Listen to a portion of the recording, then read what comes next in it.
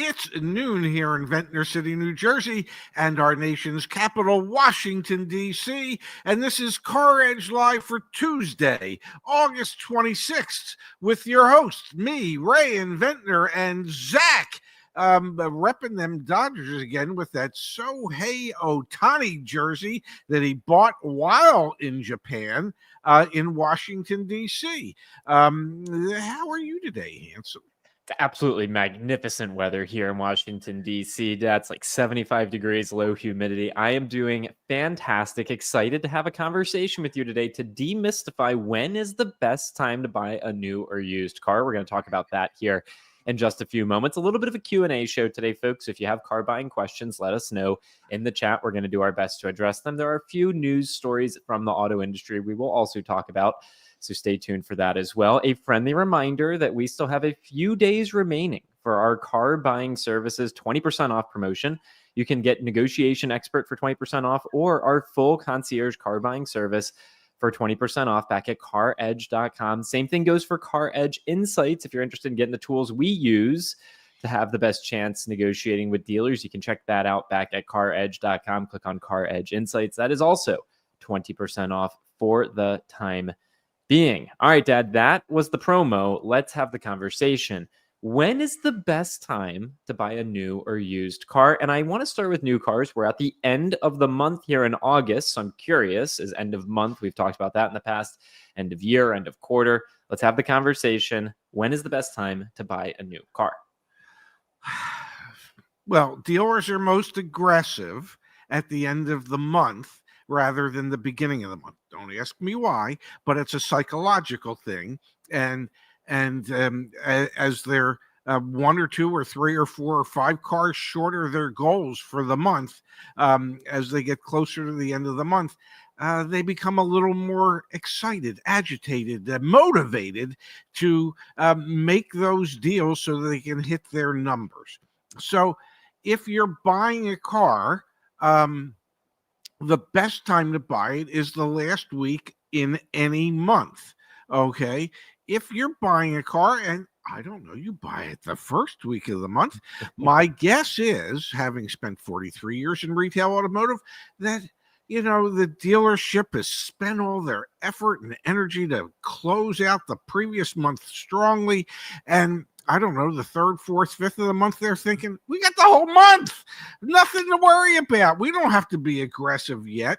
So regardless of what month it is, the last week of a month is the best time to buy a car.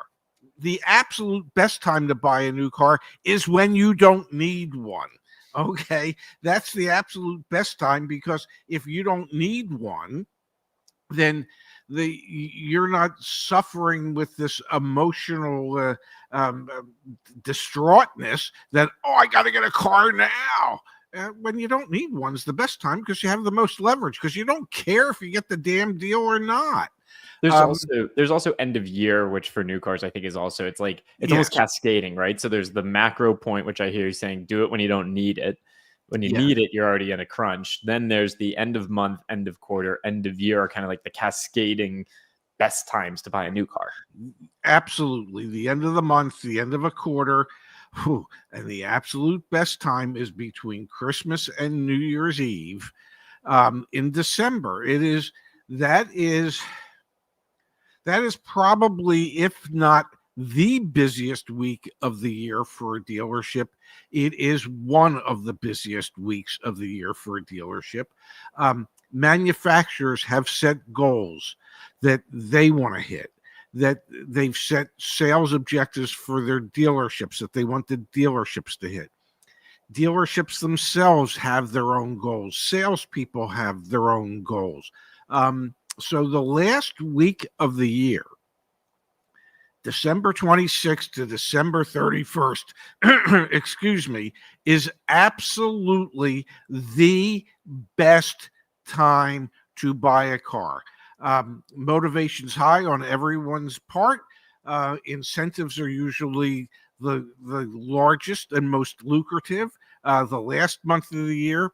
So in my estimation of 43 years in retail automotive, that's the absolute best time. All right, so that's the new car side of things. Let's talk used cars for a minute here, Dad. Is there historically a great time to buy a used car? Is it the end of the month, end of the quarter, end of the year, just like new cars, or is it a little bit different? Well, same applies for used cars for end of the month. Um, Now you say to yourself, okay, end of the year, yeah, because they still have objectives to hit. January, February are two of the slowest months in the car business, both for new car sales and used car sales. Um, you will find after the salespeople have gotten their paychecks for what they did in December, and then they realize, oh my God, I'm not making any money in January. Um, you'll find a motivated group of people trying to figure out a way to sell a car or two. So used cars, January, February is a really good time to buy. You want to stay away from tax season. You don't want to be buying a used car in March, April, May, maybe even into June. Late summer values tend to go down a little bit, but much like new cars, the end of the year and the first 2 months of any new year, in my experience, have been the best times to buy. My brother, Uncle Kenny, once Yeah. asked me, he said, when's the best time to buy a car? Yeah. And my answer to him was on February 28th in the middle of a blizzard. Okay. That's the absolute best time to buy any car because ain't nobody coming into the dealership. Everybody's stuck there. So, the best time to ever buy a car is the last day of the month if there happens to be a blizzard. If the weather conditions don't comply with that, well, I don't know. You're on your own. All right, so there you go. That's the reality, folks. Best time to buy a new or a used car. We got a question here though that ties in with electric vehicles, Dad. Should we buy or lease an EV in the last week of September or at the end of the year? This obviously has some play in with what's going on the federal government side with tax credits, tax subsidies. I would say this year it's going to be the last week of September. We know that the federal tax credits and incentives are going away. So that all the manufacturers, everybody's going to be pushing to get these EVs sold the last week of September. And whether the question is, should you buy or lease? Nothing depreciates faster than an EV. So if your intention is to buy it and keep it for 7, 8, 9, 10 years, then buy it and don't concern yourself with the depreciation. If your thinking is, I want to check one out, I want to see if I like it, I want to see if it can be the type of vehicle that I would want to have long term, then lease it because between the federal tax credits and incentives from the manufacturers, leasing makes the most sense and gets you a vehicle at an extremely low payment. I received an email yesterday from the Mazda dealer where I bought or leased my CX-30, 24-month lease, $29.99 down on a CX-90 PHEV, $269 a month with only $29.99 down. That's pretty cheap. So are you waiting until the end of the year? No, I think you're taking advantage of some of this desperation that we're seeing in the market right now, specifically around electric vehicles. And I'd even go so far as to say that there's some desperation with other makes and models of vehicles as well. It's not just EVs where there's that desperation. Let's keep going here, Dad, in the chat. Let me come back over here from Robert. Is the best time of day to buy a new car the last open hour of the dealership? Man, I remember as a kid hating that you were never home for dinner because you probably had customers at the dealership. So let's answer Robert's question. Is the best time of the day to buy a new car the last open hour at the dealership? Yeah, and please don't show up with your kids. Okay. It's bad enough you're going to show up and the dealership's set to close at 8 o'clock and you show up at 7. And the entire transaction takes longer than an hour. You know that the moment you walked in the store because this ain't the first time you ever bought a car. It ain't your first rodeo. Okay. So the reason you're walking in an hour before store closing is because Everybody's been there all day long, and they're anxious to finally get their asses out of the dealership and get home to see their families. So salespeople, sales managers typically will cut to the chase on if somebody is serious about buying a car the last hour that the dealership is scheduled to be open.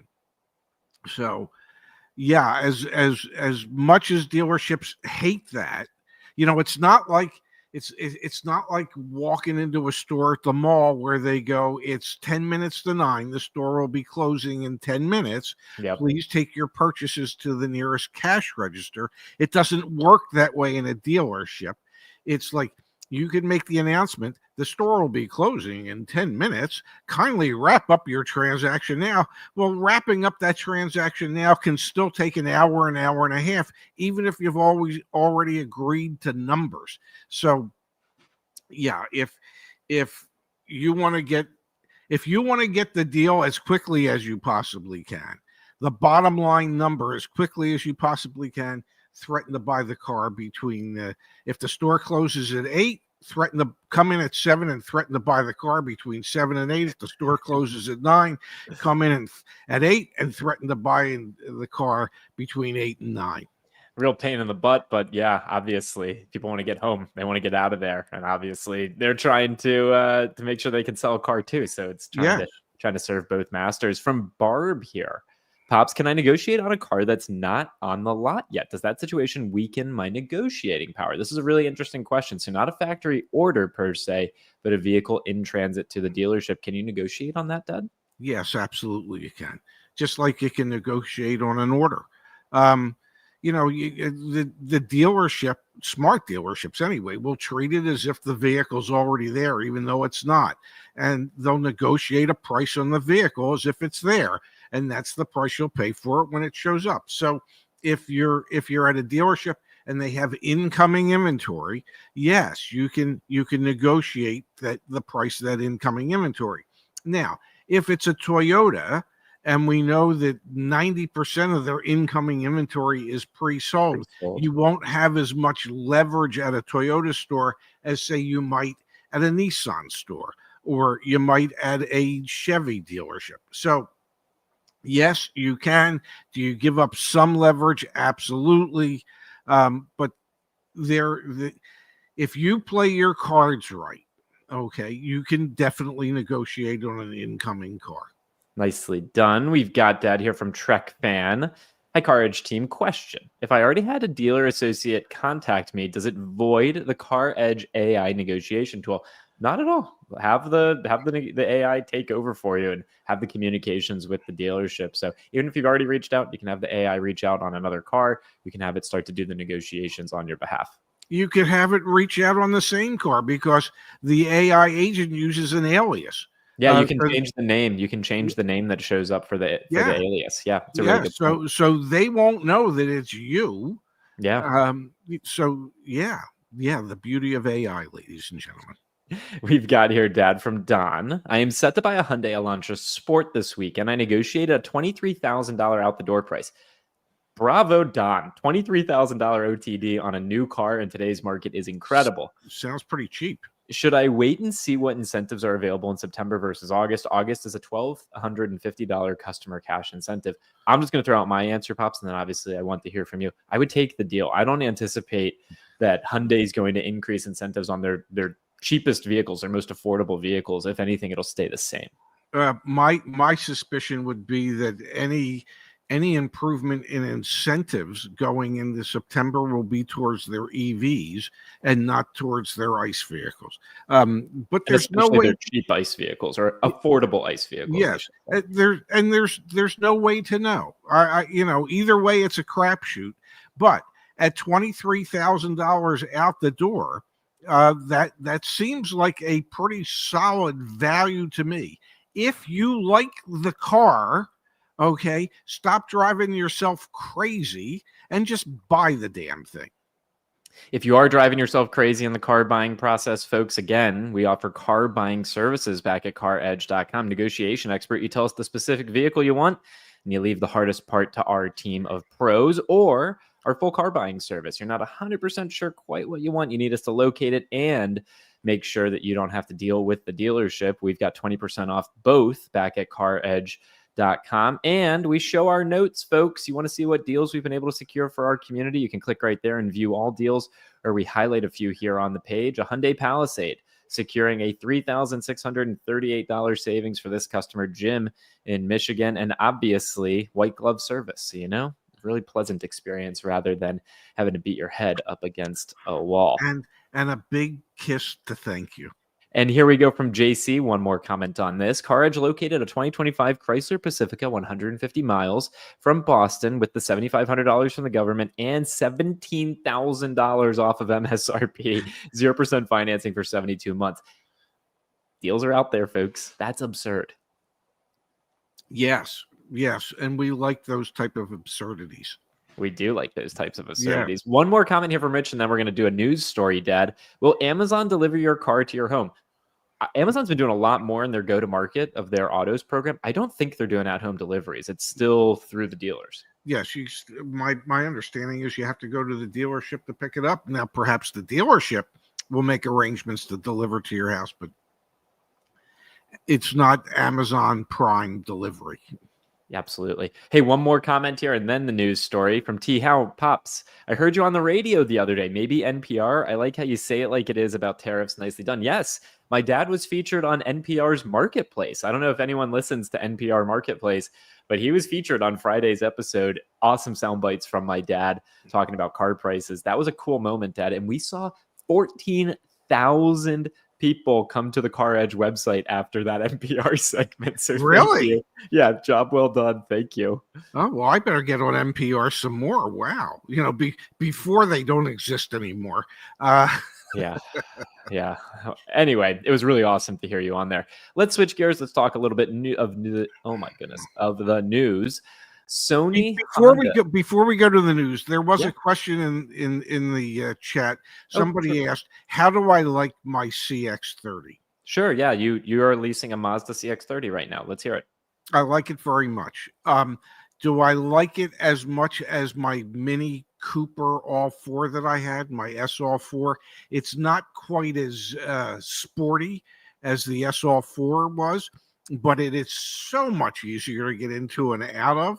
And I really, every time I get in the car, I am impressed with how it reminds me of a Nissan Xterra in this sense. It's got everything I need and nothing I don't. There you go. It has the leather seating. It has a heads-up display. It has all the safety devices when somebody's passing me on the right or the left, and it is so well equipped for what was a $34,500 car.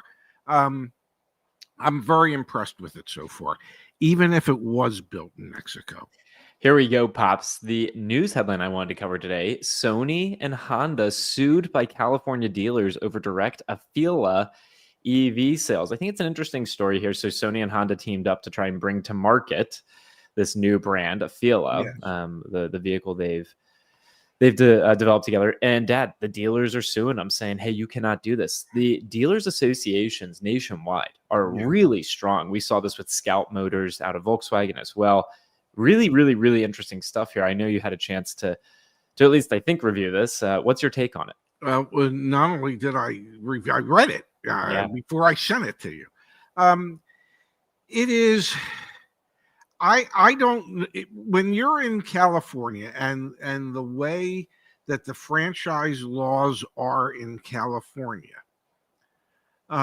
for selling direct to consumer from the manufacturer, you can't be affiliated in any way, shape, or form with an existing brand or manufacturer. And that law was passed, I think, in 2023. I don't know how you could claim, if you're Honda and Sony working together, and say there's no affiliation with a brand that's already in existence and selling cars in California, and that those cars have to be sold through a franchise dealer network. So much like Scout, where Volkswagen says, "Oh no, it's a separate entity and a separate company." Except, I don't know, you know, if you follow the money, you can probably follow it all the way back to Volkswagen, and with Honda and Sony, the first name in the joint venture is Honda. You know, now unless it's the Honda lawnmower division, I don't know, but it seems to me that they're going to have a hard time defending themselves and winning this lawsuit. I think that the California Dealers Association will have a relatively easy time winning this lawsuit, because there is that connection between Honda Motors and Honda and their joint venture with Sony. Now, having said that, does that necessarily benefit the consumers in the state of California? Probably not, because if they have to be sold through a dealer network, a franchise dealer network, there's extra costs involved with that.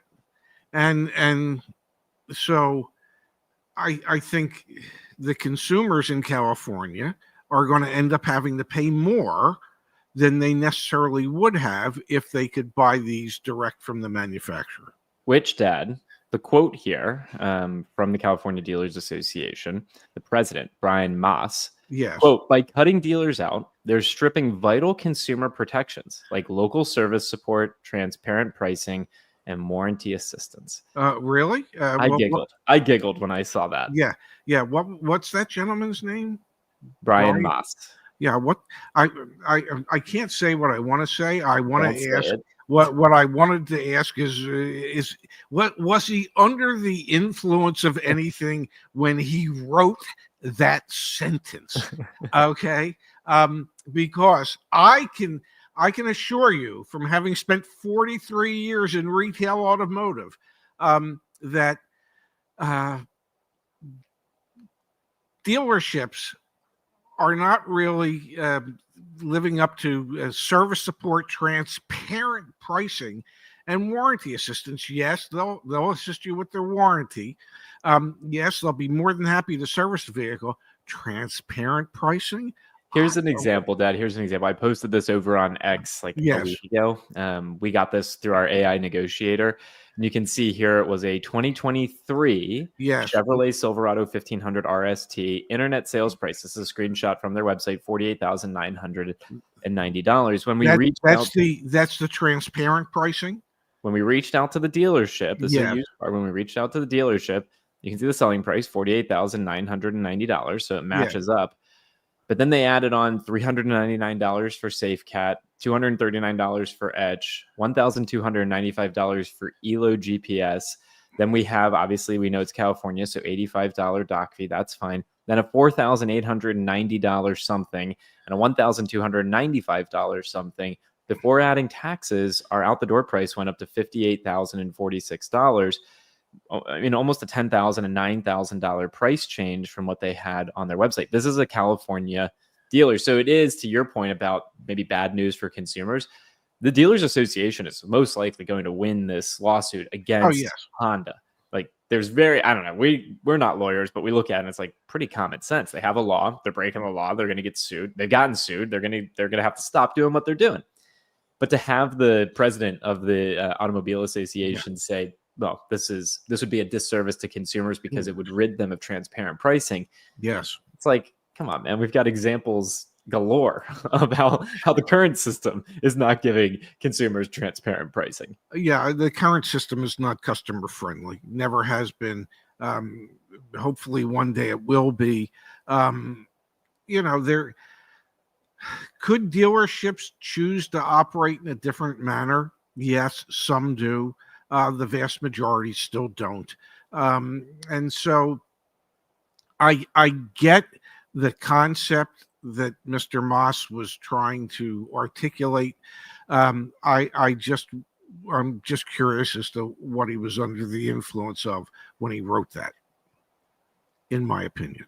I love you, Dad. All right, from Rich here. Appreciate you, Rich. Thank you for the kind contribution, Pops. Show Zach, aka Loin Fruit. Don't know what the heck that means. Ford in its better days, the 1961 Thunderbird Pops. I ended up pulling one up right here. Let's look at these. 1961 Thunderbird. Good looking car, man. Indeed, it was. Damn, Yeah. that looks gorgeous.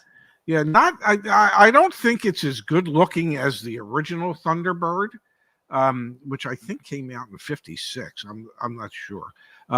But yeah, the Thunderbird convertible 2-seater. Oh my God, what a yeah. You So know, you prefer this one, Dad? I prefer the original. Yes. Pretty good looking too. Oh, that was a classic. That was an absolute classic. Yeah.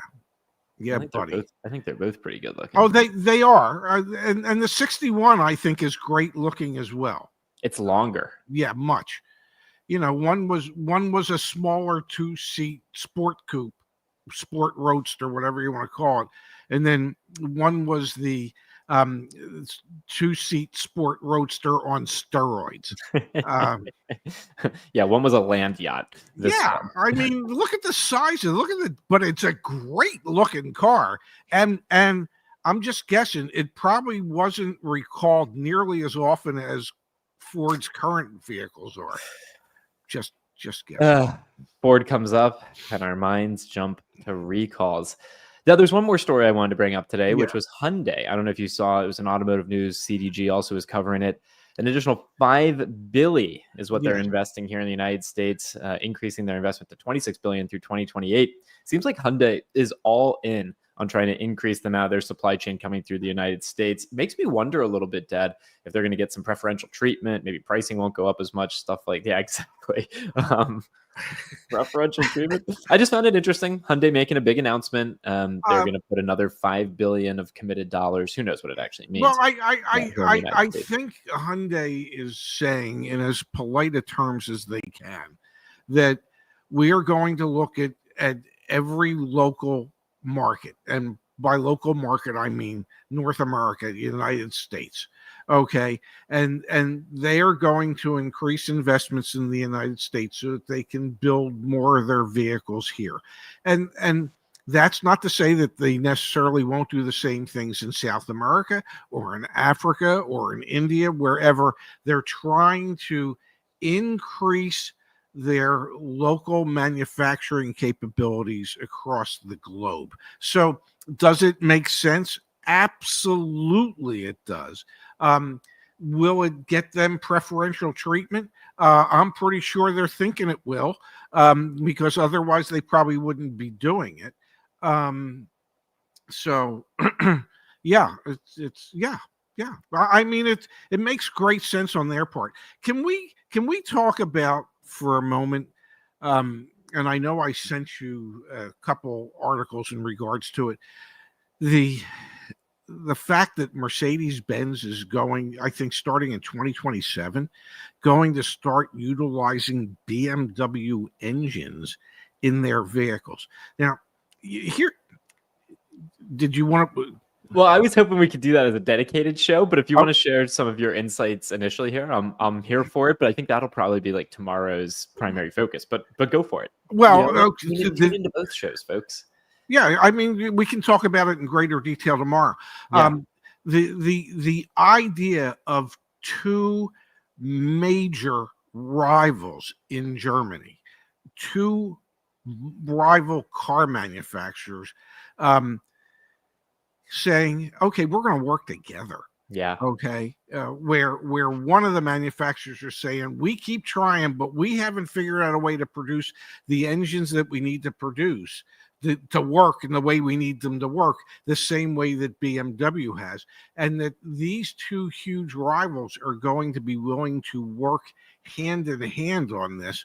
I think, just looking at it briefly, it kind of indicates what the future may hold as far as how things get consolidated in automotive, to where you could see these two rivals suddenly saying, we're not rivals at all. We're merging.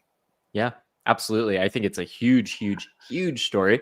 We'll dedicate the beginning of tomorrow's show, most of tomorrow's show, to exactly that. Mercedes-Benz and BMW shock the auto industry. Tune in for that. It'll be Yeah.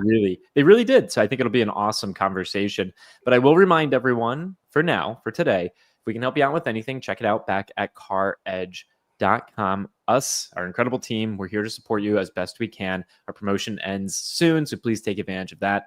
20% off back on CarEdge.com. Pops, let's call it a show for today. Steve, one of our team members from New York, is down here in DC with me today. So I'm going to go hang out with him and work this afternoon. And let's do it all again tomorrow at the same time. Sound good? You mean if Steve wasn't here, you would be taking this afternoon off? No, we would probably stay on the show longer. I'm glad you clarified. All right, man. I love you. Catch you back here tomorrow, Dad. Love you too, handsome. Have fun.